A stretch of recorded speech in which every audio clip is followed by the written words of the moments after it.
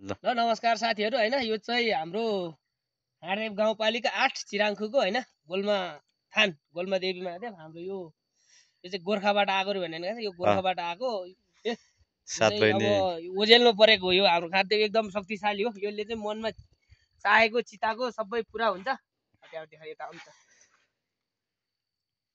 यसले चाहिँ अहिलेसम्म हैन एकदम मनले चाहेको चाहिँ चिता हुने सबै पुरा भइराछ धेरैको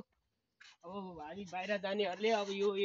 चाहिँ राम्रो काम गर्नेहरुले चाहिँ पहिले यो दर्शन गरेर मात्रै हिँड्ने गरिन्छ हाम्रोतिर चाहिँ हैन अब यो चाहिँ अलि उजेल आउँदै खाडदेवी गाउँपालिकाबाट अलिकति दोरमा गाउँपालिकाबाट चाहिँ केही सहयोग मात्रामा भएको छ अलि भ्याउँदैन होला एकछिनमा निस्किनु न अब यताबाट यो यसको नि आफ्नै दन्त्य कथा छ यो चाहिँ तपाईको यो महादेवले गाठ भनेर चाहिँ यहाँको अब भन्छ नि एउटा यहाँ कति 4 वटा छ हैन का 4 वटा छ एउटा चाहिँ यो तल छ तल त्यो चाहिँ अब ल्याउँदै ल्याउन नसकेर उज्यालो भएर चाहिँ अब ल्याउन नसक्ने भन्ने कथा छ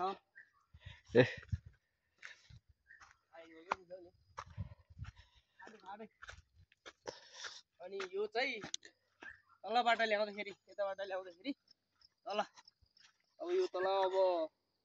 समुद्र भनौं त्यहाँबाट ल्याउँदाखेरि चाहिँ अब यो यति चाहिँ यहाँ आइपुगेको छ एउटा चाहिँ यो मुनि छ तलतिर देखाउन गान्छ यो तल छ सिधै तल छ अनि यहाँ चाहिँ यति चाहिँ आइपुगेको छ यो महादेवले ल्याएको फेरि एउटा कुरा के हो भने हैन यो ढुङ्गालाई लडाएको हैन मान्छेले त्यो लडाएको मान्छे के भयो अरे मर्यो भने कि त्यसको गोली नआको यतापटिको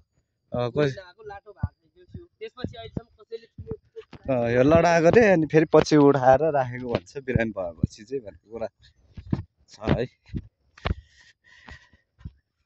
अहिले आयो यहाँ एउटा महादेव अब यो कुन महादेवले गर्छ यो महादेव चाहिँ यहाँ हेर्नुपर्छ हैन यो पनि गोल्मा नै होला नि अनि त्यो गोल्मा देवी चाहिँ हो हैन अनि यो गोल्मा महादेव अनि महादेव हो यहाँ छ महादेव हो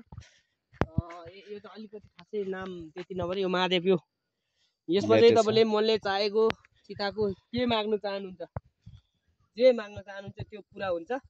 अनि तपाईले आफूले मनले चाहेको पुरा भएपछि चाहिँ यहाँ केही अब यो धेरै त्रिशूलहरु यो घण्टीहरु धेरैले ल्याएर पूजा छ उसको मनको इच्छा पुरा भएर अब यो सबैले यो एकचोटी दर्शन गरेपछि मनले यहाँ सोचेको तपाईले चियाएर आएको चीज पुरा हुने चाहिँ यहाँ धेरैले पुरा भइसकेको छ र पुरा भइ नै रहेको छ अब यो एकदम यो मन्दिर चाहिँ ओजेलमा छ अब यसले खासै अब यो खाडदेव गाउँपालिकापट्टिले खासै बजेट सजेट वास्ता केही छैन अब यसले चाहिँ तपाईहरुले सक्दो शेयर गरेर यसले अलिकति प्रचारमा सहयोग गरिदिनु होला हैन अब हाम्रो यो चिराङको लगभग यो गागल फुलासी पोखरीसम्मकोतिरलाई चाहिँ यो नाङथलीदेखि लिएर यो गागल चिराङकोसम्मको यो सिमपट्टिकोलाई चाहिँ यो मन्दिर छ भनेर थाहा छ उहाँ दर्शन गर्न अब यो साउन पूर्णिमा हैन साउन पूर्णिमा मेला लाग्छ यहाँ मेला त नभनु यो दर्शन गर्न मिल्छ साउन पूर्णिमा एकचोटी दर्शन गरिन्छ तर यो 24 घण्टा खुल्ला चाहिँ हुन्छ हैन आफूले जतिखेर मन लाग्यो त्यतिखेर दर्शन गर्न पाइन्छ यहाँ त्यसैले चाहिँ अब तपाईले नि सक्दो शेयर गर्न दर्शन गर्न आउनु होला भन्दै हैन छुट्टिन्छु हस्त नमस्ते।